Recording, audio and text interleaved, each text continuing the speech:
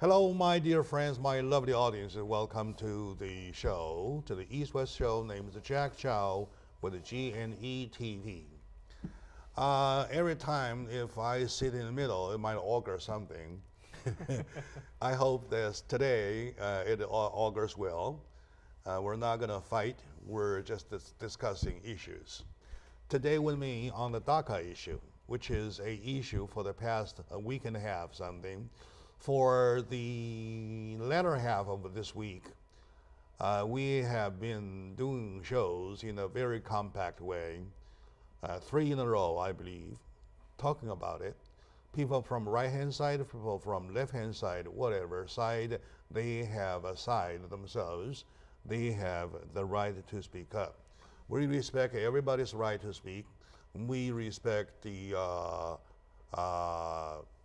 freedom of expression under this beautiful flag of democracy, under our Constitution. So with me today on the issue, my right-hand side, Mr. Ken Hemming, my brother, as a matter of fact, brother of different father, right? Same mother, different father.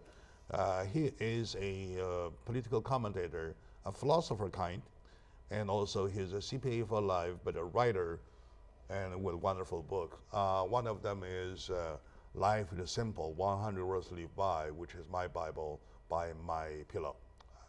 My left-hand side, my young friend, a new friend, Andrew Yan.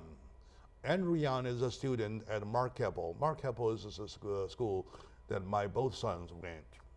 Right? They're big now. They both went to Mark Keppel. He is now ready, preparing himself for Irvine. Yes, UC Irvine. All right, yes. very good. And well, we owe this this whole thing to my friend Mike N, who brought Andy here. So to everybody, welcome to both of you. Welcome to the show. My favorite place on earth, in your studio. Very good, very good, very good. It's going to be my new favorite place. Very good. It's going will. to be his favorite place. Very good. What a statement. So now, my lovely audiences, we all want to know something exactly behind or inside DACA, and also where this DACA issue leads us. One thing for sure that I see with my eyes that Americans are further divided, because you have people saying yes, you have people saying no. And the voices are getting stronger and stronger by the same extent going on and on and on. I don't know if this whole thing is a harbinger of something good or something bad. I don't know. We are more divided. So now, I would like to give everybody an opportunity to start with, to let us know what DACA is in your understanding, please. I think we wanted to. Yes, you start. I will start. So, in my opinion, I've known DACA to be a very beneficial program in respect to for illegal immigrants that are coming to the United States and are looking for a better opportunity. And that's trying to find that American dream that's so important to so many both Americans and people from overseas. Mm-hmm. And so, in more of like the logistical side of, or the more empirical side of DACA, is that there are 800,000 DACA immigrants that fall within this category, because DACA is more of a subsection of illegal immigrants rather than the entirety themselves. So about 800,000. All of them are extremely productive members of society. They're in high professional jobs, and we should be trying to cultivate this program into putting in something more permanent that will help basically kind of cultivate the American economy and bring it further and further as as today's nations become more and more technologically advanced, and the need for high skilled workers is increasing, and thus we must meet that demand using immigration, and we can use this as kind of like a pipeline to help further that cause. All right, quite a statement. And I'm going to ask Ken, oh, by the way, when you speak, you don't have necessarily always look at his face. He's a good guy, but not always that good, right? You look into your audiences, which is over there, right? Good, very good. And Ken, please, what is in your eye DACA? I mean definition. And we fail to give audience a definition. What DACA stand for, please? what is it, DREAM Act? It's It's a Dreamers Act. It's No, deferred that's action for childhood arrivals. childhood arrival. Right. Well, I will say, number one, that DACA itself was instigated by President Obama, and it's an unconstitutional dictate by a president who does not honor our Constitution. That's Obama. Okay. And two, you made a general statement that they're all very productive citizens, individuals in our country. That's obviously, really, sincerely not true. We've got 1,400,000 gang members in America, and like in the southern west Texas area, that area, 80% of the gang members are illegal aliens that came into our country. 8% or 80%? 80%. 80. And these are all FBI statistics, okay? And the ICE just rounded up about 1,300 gang members. All but 100 had criminal records, and many had been recruited out of DACA people in America to be in their gang. And 65% of all the crimes these gangs are doing do involve a weapon. So to say, just like I've heard some other people say, they're all productive members in our country, can't be true. It just isn't. But so anyway, the number one job, responsibility of the government of America is to protect and secure the safety and freedom of our citizens. And there are many people that are dead because of people that have come into our country illegally, been deported, come back, whatever. Kate Steinle would be alive if we didn't have that. So I personally, I have more dedication and orientation to the citizens in America that come here. I love everybody that comes here legally. I am a man of the law. And I know that if I do something bad, something illegal, I will be punished. And these guys are being protected from their illegal activity. Thank you for that statement, quite a good statement, and I believe that he tells exactly his mind. To Andy, yes, to Andy, except one thing I want to point out, he says that the DACA was or is unconstitutional. Do you think that is or that is not unconstitutional? I was actually going to for a president of the United States to sign an executive order, please? Well, I guess let's just kind of break down one by one, looking at, like, for example, the executive order. It is a power that's granted to the United States president. It allows him to carry out an order that can be rescinded following his term. Yeah, say it louder for the record. That could be following his term, and then not unlimited. Well, it's not unlimited powers. Let him speak, please. I will. Yeah, sure. Right. And there, of course, there are some limitations, as you stated, but I believe that it actually is the unconstitutionally as itself right now hasn't been kind of determined yet. At the moment, it's currently it was something that I believe Republican state attorneys that threatened to sue over that entire kind of thing. About 8 governors, I think. Also the state attorneys as well also kind of jumped in as well. Right. So, however, I don't believe that it is, because there was actually a previous ruling in 2012 with U.S. versus Arizona that actually kind of fell into, there was a law passed by Arizona, the statutes, I have it here, that were in question, had to be with Section 3 of SB 1070, which was the law that made it a state crime to be unlawfully present in the United States and failing to register with the government.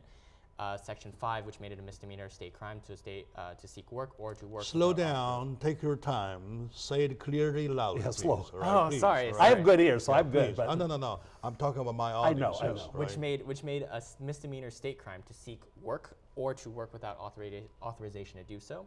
Section 2, which in some circumstances required Arizona state and local officers to verify the citizenship or alien status of people arrested, stopped or detained, and Section 6, which authorized warrantless arrests of aliens believed to be removable from the United States because of probable cause. Now, that case went to the Supreme Court, and it was ruled in a majority decision that, and it was I believe a 5-4 decision, and thus it set precedent, saying that the federal government and the executive branch is allowed discretion over regulation of aliens and immigrants. However, it is up to Congress to discuss naturalization law, which has to do with the path of citizenship and stuff like all that. right. Okay, very good. I recommend that to both of you, that we do not confuse ourselves. Today, we're not talking about the immigration as a whole. We're not talking about immigration reform or so on and so forth as a whole. We are talking about only one program, Right. DACA, D-A-C-A. And that is not specifically DACA oriented. And, listen to me. Yeah. Listen to me, please. Yes, boss. And follow my instructions. And when we say there's 1,004,000 criminals in the United States, and we have a statistic saying 80% of those are illegal immigrants.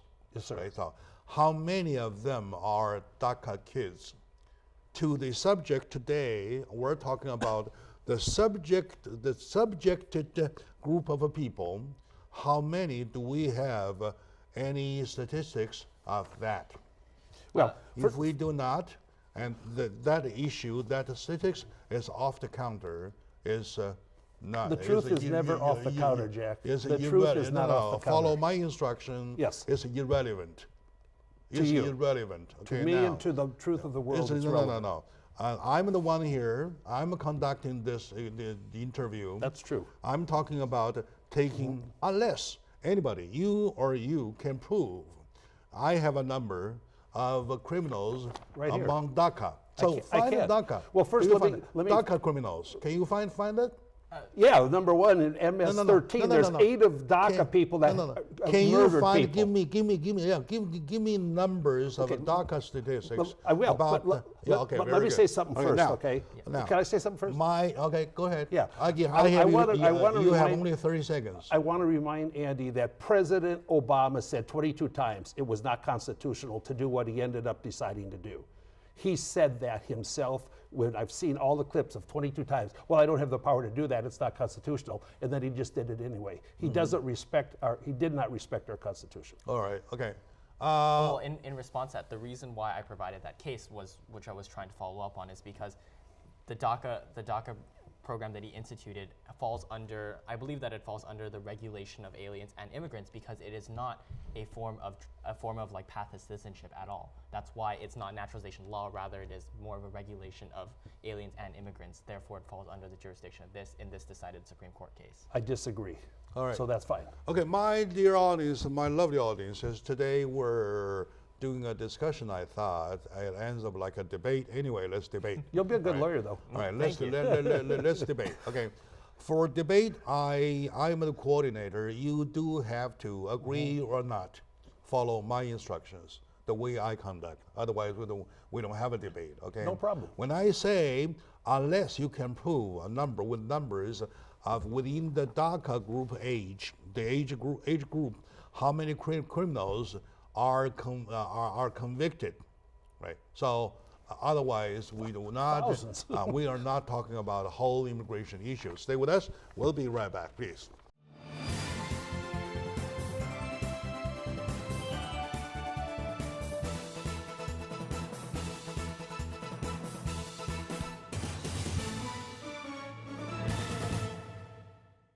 Hello, my lovely friends, my dear audience. Welcome back to the show, East West with G&E TV. Name is Jack Chow.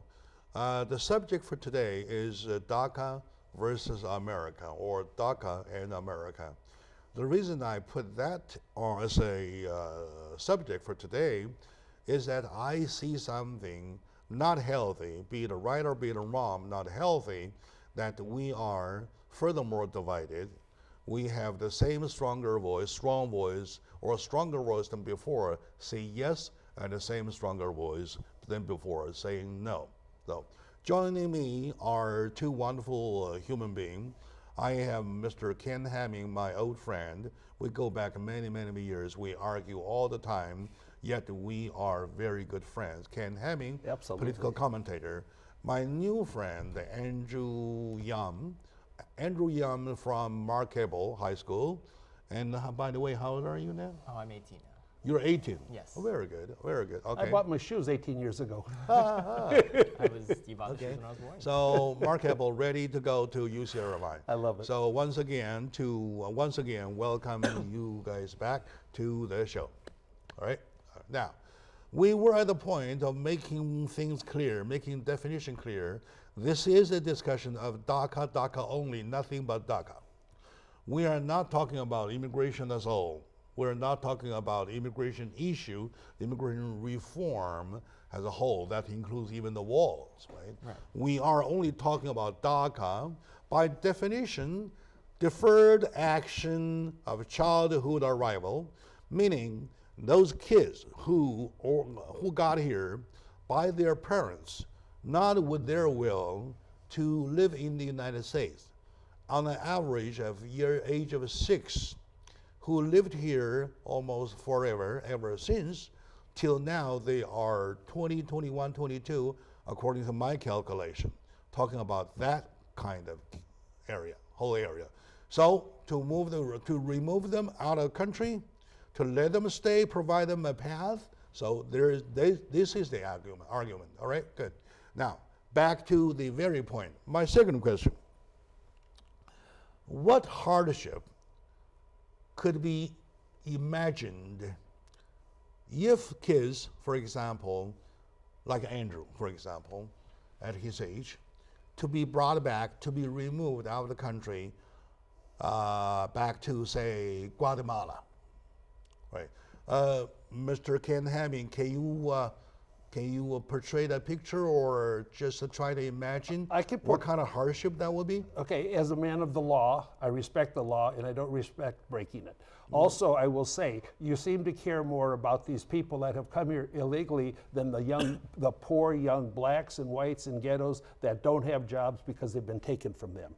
And I am more committed to the security of the American citizens than people that come here. I understand your position already. Just to answer the question, can you please imagine what kind of life, the hardship Yes, I can. Facing? I can, and it would be tough, but I also can imagine, I don't think people should be prioritized that have come here illegally and have more benefits than people that were born here. It doesn't make any sense, Jack. In what's happened in Germany, you got 800, we're lucky, we got 300 million people. In other words, you Oh. were saying that the life is going to be hard and you can't describe the hard Well, they're not all going hardship? to be. They're not all going to be deported. It's not going to happen. You know, what in the underlying purpose of DACA and the open border immigration desires of the radical left is to get votes. Okay, in other it's words, to get votes, to grease them into citizenship, to vote for Democrats. You refuse to imagine the hardship of life for those people if suppose they are kicked out of the country going back to where they biochemically belong. Am I right? Well, That's okay, a very bad statement, Jack. You said I refuse to imagine. I know exactly, but I also think they imagine. I imagine. You imagine. Okay, but still, you don't reward people for, all right. for criminal so that's acts. it. Thank you. And I believe that okay, there were a lot no, hurry, don't do that. Yeah. So, what kind of a hardship that you will face? Suppose you were sent back to Guatemala at your age. well, Suppose, given the fact that you were here when you were 6. well, you know, thinking about that, you know, it would be going back to a country that I would have never seen before in my life, and I would have had Right. no experience living.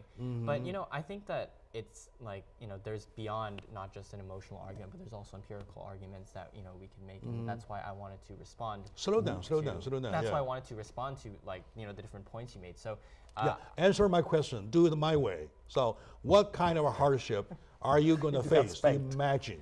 Make it fair to him. well, I mean, for the hardships that I can imagine is, you know, I would be going back to a country, again, you know, that I said I'd never lived in. You know, it'd be a complete culture shock. You know, I'd be living Right. in a neighborhood away from friends and family that, you know, I probably known the entirety of my life and that I feel comfortable with.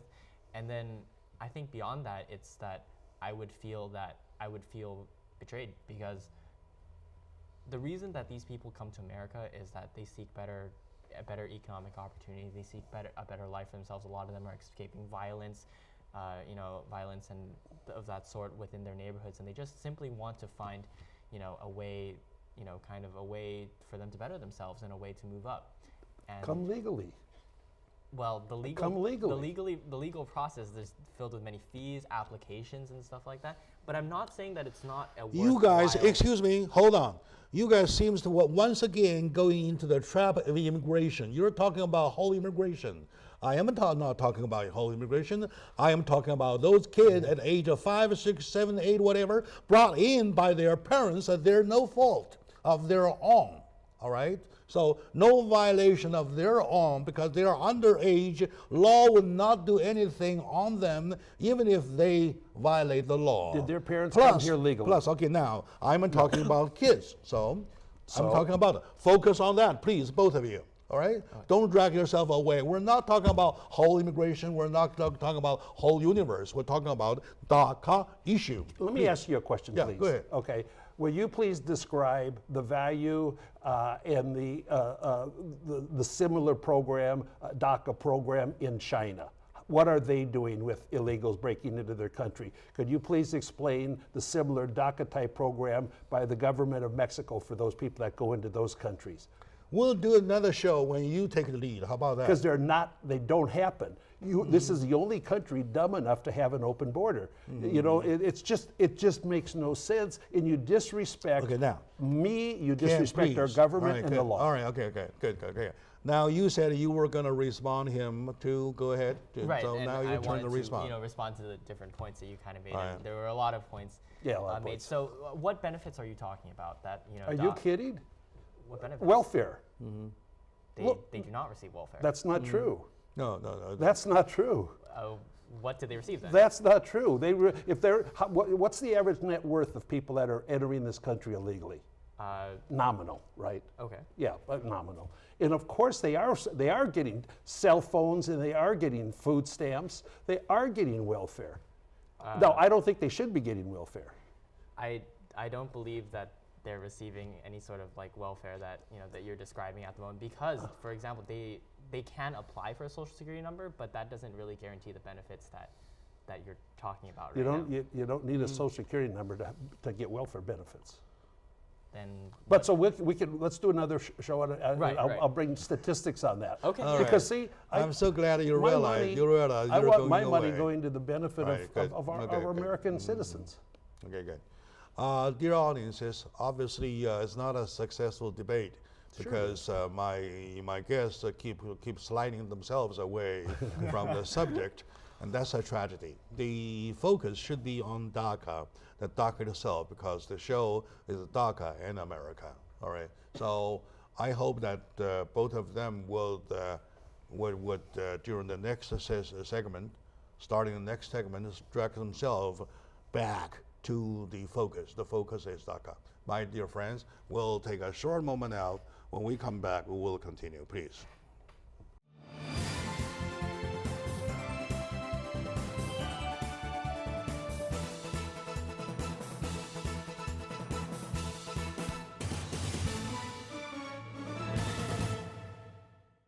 Hello, my dear friends, my lovely audiences. We're talking about DACA. Joining me are my good friend, the new friend, Andrew Yam of Mark Keppel, ready to go into UC Irvine. And on my right-hand side is my old friend, Ken Hemming. When I say old friend, I'm not saying he's an old guy. True. I'm saying he's a veteran friend. How about that, right? Veteran friend. And he and I, we never broke up. We never stopped arguing. That's it. How about that? All right. Okay. Now, back to the issue. The issue being we're talking about DACA, yet unfortunately for the past two segments, they keep drifting away. They drag themselves away from the subject. No, the subject matter is DACA. Okay. Now, ask you, how many kids are under DACA programs altogether? About 800,000. About 800,000. Do you have any number about how many kids are under DACA? That's the only number I hear. That's the only I don't know if it's number. accurate, but that's what they all say. I see. Okay, now, suppose each of them have two parents, so the number will be 2,400,000. Am I right? Well, let's say brothers and sisters. They're not under the DACA program. Parents are not under the DACA program. You have to be under 30, under 31 before June 15th, 2012, and then you also have to be over the age of 15 I believe also on June 12th, 2012 or 27. It was one of the numbers. I apologize. The reason I'm that's fine. asking, You're the reason good. I'm asking, I don't want to their parents to go back to school with their sons and daughters to enjoy the DACA program. I'm talking about the parents are facing a risk of being removed, right? So Well, for that's a why kid, the DACA program was put in as constitutionally to try to get these some path to citizenship, so then your parents can benefit off it or give them legal status in here, and then the parents by what they call string immigration, where if you're related to somebody, you can bring them in. That has been stopped now, which I very much support. Can you answer me this? Yeah. In methodox, we always talk about you can plan things, right? Okay. All right. Or a second option is that you deal with your problems that exist. So whatever the problem is there already, all right? You are talking about, I'll give you another example. If you want to control your population, do your birth control, all right? Don't kill babies. Do you understand? I agree with that. Am I making myself clear? I'm a pro-life guy. Huh? Am I making myself clear? Right. All You're right. making So yourself clear. you want to control your population, do birth control. All right. Whatever you want to do, go ahead, do it. Do not kill the baby. They are born already. They are a existing irony fact. So we're dealing with the irony fact. There are 800,000 people, young people here in this country. We want to make sure now, number one, they have a school to attend to. Number two, they have some parents. That's welfare. There are some parents to come back That's home. welfare. Yeah. To come back home for. I'm willing to pay tax for that I'm paying. I'm willing to enhance the educational processes for our citizens. Well, okay, so I would like to also Okay, just kind you of understand, go and he before, lost, you know, we he kind lost of- his chance, his opportunity of responding because he started an argument in the I middle. didn't argue. In the middle of my statement. So The biggest concept is I would love for you him believe to- you Yeah, believe go it's ahead, go ahead, go beneficial to the country. Right. I believe it's harmful to the country. Yeah. Period. You may so disagree. we disagree you may on disagree that when I'm because done. You don't the want to harm slap- on other American citizens, yeah. young blacks, You and, no, and no, poor whites. You disagree. is- yeah. You disagree. You may wait until your turn. You don't want to slap me If in you my don't mind, face. if you don't Yeah. mind, can I? Do you mind if I just kind of jump in here? I love so it. you know, Okay, your turn now. I saw how you had said that it's a path to citizenship. That's simply just not true. Like That's the DACA program is not a pathway into legal it's citizenship. not in the words. I know that it's in the intent. Can we please let him Well, finish? well, yeah. Well, Please. okay. Okay. I mean, I understand, but now we're reading into things that you would have to jump to a generalization in order for you to confirm that, because you're reading between the lines and then you're assuming. But at the moment, it's been established that it's not a path into legal citizenship. There's no sort of direct way. I mean, what it does allow, the basics down to it is that it basically allows illegal immigrants to get a work permit and then pay taxes and stuff like that, and it also prevents them from being exploited by employers, and that's the whole entire premise of it, to protect them from employers using citizenship as a way to kind of blackmail them into unsafe working conditions and stuff like that. I don't believe that last part, what you're saying, because what do you mean blackmail? That's just not true. And number one, any employer that hires people that are not legally available to be hired, they're criminals too. Exactly. And I've had clients Okay. that have done that. Hold on. Okay, hold on. Where did your parents come from? My parents came from Hong Kong. They come from Hong Kong. Yes. They came here legally. Yes, they Love came it. Very good. Love it. So where did your parents come from? Chicago. No, before that. Sweden. You Sweden. can't look like this if Sweden. you're not a Swede. Did they win? I mean, did they get into the United States legally? Through Ellis Island, yes, of course. Yes. My ancestry has total dignity. All right. Good. Very good. All right. Now, so okay. So do you think it is possible, or is it a case that Christopher Columbus did not have a visa? Well, I think it's Okay, answer me. Okay. Well, that's Irrelevant. I agree with him. That's just not relevant. I mean, we're talking about prior history back in like colonial Spain. Like I think that it's difficult to apply. Difficult to apply such far history. We all want to make sure that this whole thing, this whole country, is based upon immigration. Is that a fact or not? That is a fact. That all right, good. Well, it's not based upon immigration. When the early settlers come from Europe, right? Did they have visa? Well, all right. Visas weren't. Right. All right. They didn't exist. Then, when they started to drive, when they started to drive native Indians, all the way to the west, the native people, did they have a permit to do so or license to kill? Well, that's a whole entire debate in itself because just American history. I'm just giving you an example. The whole thing here today with the issue, even with the issue DACA, is a first comer rule. That's it. Because I'm here before you. That's it. So, that's not. And then the first comers is abusing the authority or the superiority in their hands, saying that you're latecomers. Now, why can't we do something to DACA instead of overturning it, instead of sending the kids home? Well, they haven't sent anybody home yet, Jack. So don't fantasize that they're going to. We don't know what's going to happen. I know the radical Democrats are going to do their best to provide some way of keeping them here with the intent to eventually getting votes. That's what it's all about. It's good That's they're what not open to. borders Even are if about. It's good they're not to. It's if not good. Donald Trump does not try to. Now, and it's good Congress would not make a law to kick them out. We are thankful. Why for is that. it good? Oh, you speak from emotions. I speak from facts. It is not a beneficial program. No, it's not a beneficial. Don't label me. I'm talking about the fact too. It's not I'm talking about fact too. That's not a fact. Can I jump in? Okay, now your turn. I also have some stuff that I haven't been able to kind of talk about as well. But I wanted to also respond to that. It's like DACA. Trump basically didn't say that DACA was in itself.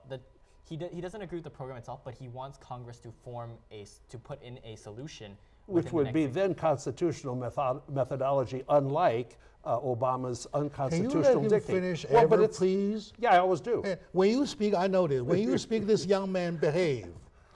Why can't we show them a good role model, please? I am a good role model. Ahead. There are no better role models than me. Go ahead. Definitely has strong opinions, and I respect them, and I do agree that we both have very very strong opinions on the issue. But I did want to also kind of bring up that there are statistics done by an organization. Let me put that back at the Center for American Progress, which is an independent and nonpartisan policy institute that's dedicated to improving the lives of all Americans, and we can all agree on that, right? No, I can't automatically agree. It's nonpartisan. No, I mean that it's nonpartisan. Well, okay. Go ahead. Let's just go with the language for now. And, right. And it does. And through a survey of 3,063 DACA recipients across 46 states. So, and this is the largest comprehensive study that was done on DACA immigrants, and it shows that 97% of respondents are currently employed or in school. 69% moved to a job with better pay. More than 50% move to a better job that fits their long-term goals and with better working conditions. And this is the most startling statistic to me, that 5% of the respondents stated that after receiving DACA, they started their business. And in groups 25 or older, they jumped to 8%. And note that the American public as a whole, the number is 3.1. So that means that that within this study group, the largest comprehensive study done of DACA immigrants, that they're actually starting businesses at a faster rate than Americans. Trying to survive. That's all right. Okay, but you're ignoring the poor young blacks and whites that are being wiped out by these guys that don't belong in the country. We'll continue when we come back.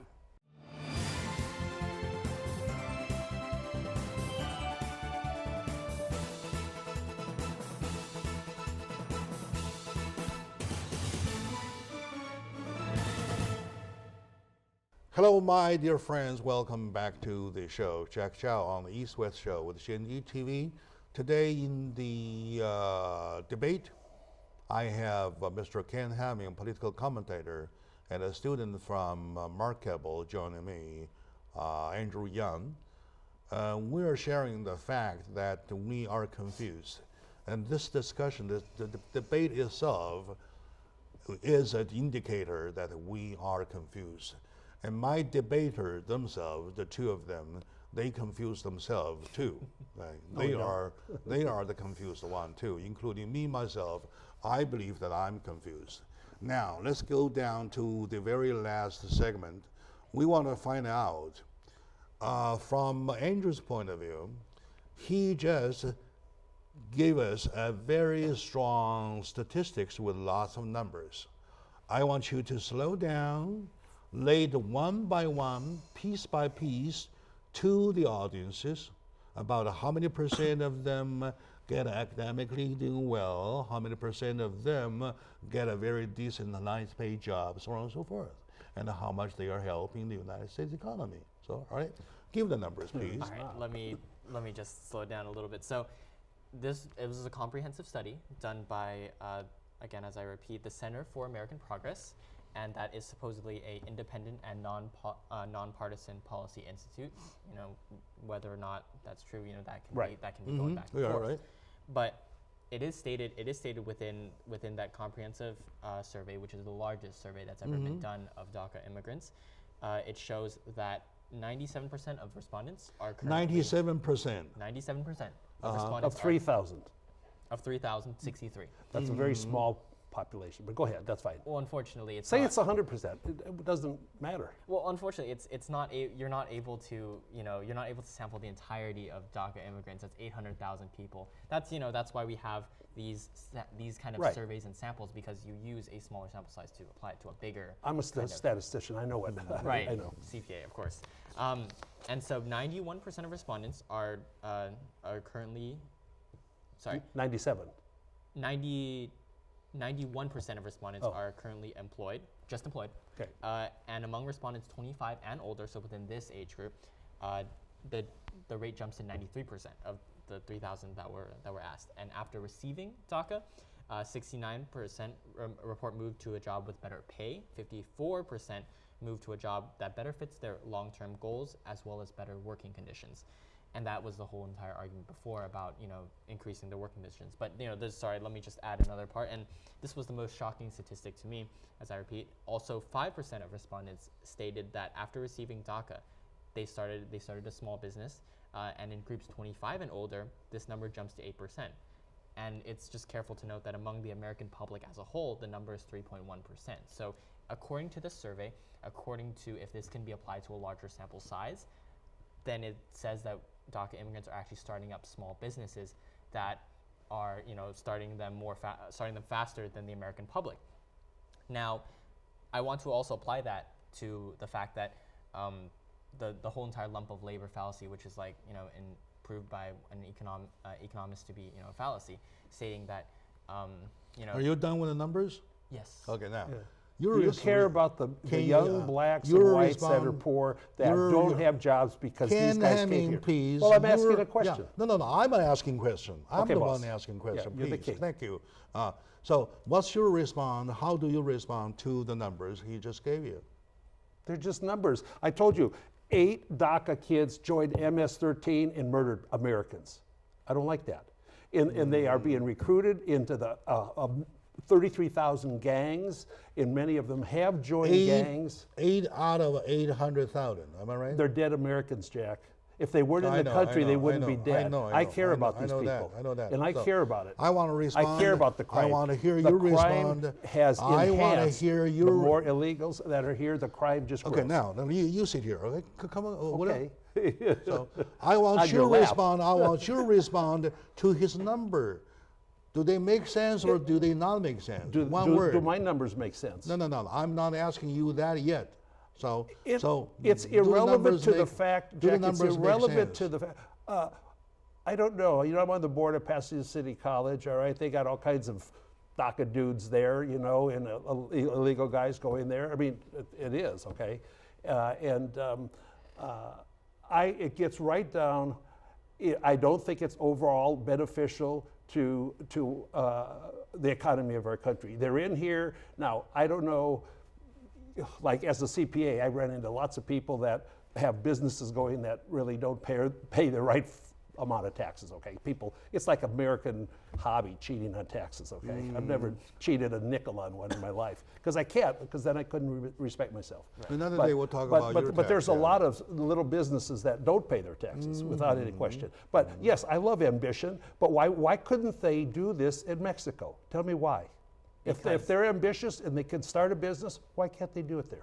Well, because they use the DACA program as a springboard. They use it to go and they use it as a way to get into education, and they use it as a way to That's have welfare. a job. That's welfare. And they use education is welfare. Well, they're allowed to attend school, and then they're allowed to get a work permit, and that's why the whole tax Why can't they do it in Let Mexico? me ask you. Let me ask Why you. can't they do it in Mexico? Let me ask him one thing.